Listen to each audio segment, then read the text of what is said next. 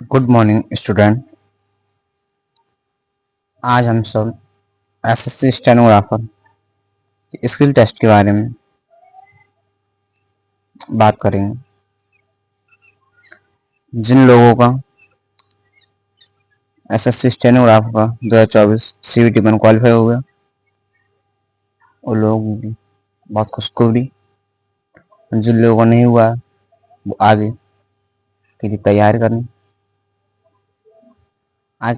करें और जिन लोगों को हो गया है वो स्किल टेस्ट के लिए तैयारी करें। जिन लोगों का स्किल टेस्ट अभी इलाहाबाद हाई कोर्ट का भी हुआ है, एसएससी स्टेनोग्राफर का भी हो जाएगा 2 मंथ में। आज हम प्रतिलिखित संख्या 1 बोलेंगे। 80 वर्ड पर मिनट की स्पीड से रिसीव प्रणाली। प्रतिलिखित संख्या 1 जो स्किल टेस्ट में आप उसके लिए प्रैक्टिस कर सकते हैं। ज़्यादा से ज़्यादा लोगों के लिए शेयर करें और चैनल को सब्सक्राइब करें, आप लोगों तक पहुंच पाए। मैं स्टार्ट कर रहा हूं प्रतिलेखन संख्या 1, जिसे आप अपनी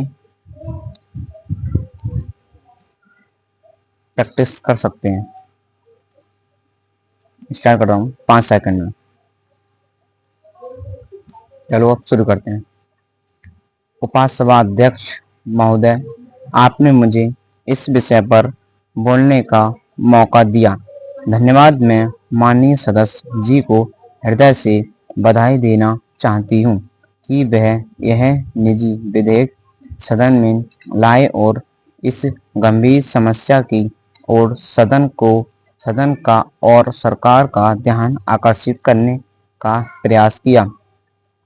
महोदय, रोजी रोटी, कपड़ा और मकान की समस्याओं के साथ देश के लोगों की जन भावनाएं भी जुड़ी हैं और मुझे आशा है कि हम इन मूलभूत आवश्यकताओं को लोगों को प्रदान कराने की दिशा में आगे बढ़ सकेंगे।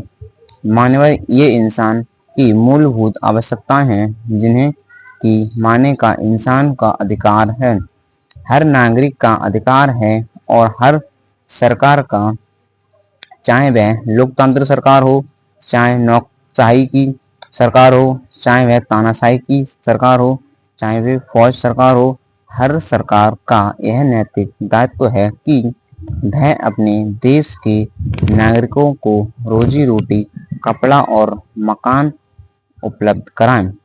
मानवर हमारा दुर्भाग्य है कि देश में इतनी विशाल जनसंख्या होते हुए, अटूट संसाधन होते हुए भी हर एक नागरिक को हम ये सुविधाएं नहीं दे पा रहे हैं।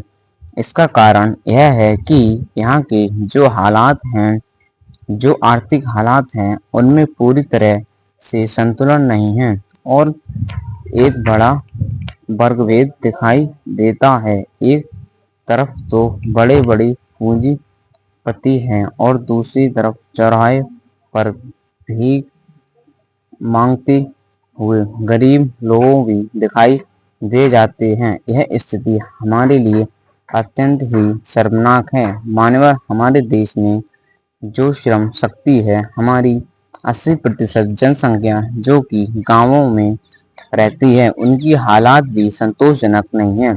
वे बेरोजगारी की स्थिति से गुजर रहे हैं। कुछ समय तक तो उनको काम मिल जाता है, लेकिन कुछ ऐसे गरीब लोग भी हैं जो कि मजदूर जैसी स्थिति में रह रहे हैं। वे पूरे दिन श्रम करते हैं फिर भी परिवार को भरपेट रोटी नहीं दे सकते।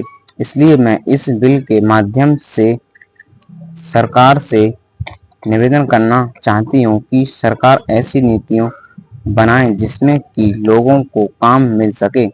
हमारी केंद्र सरकार और हर राज्य सरकार इस तरह से कार्यक्रम बनाएं और इस अपनी नैतिक जिम्मेदारी समझकर उसकी निर्वाह उसकी निर्वाह करें और उसको कानूनी जामा पहनाएं। हर सरकार का यह कानूनी दायित्व होने चाहिए। सरकार नैतिक जिम्मेदारी से बंधी हुई है। ये 400 शब्द की पूरी हो चुकी है। अगली प्रतिलेख संख्या 2 बोली जाएगी। आप लोग इसे स्टडी करें, प्रैक्टिस करें, जैसे कि स्किल टेक्स्ट में आपका क्वालिफाई हो।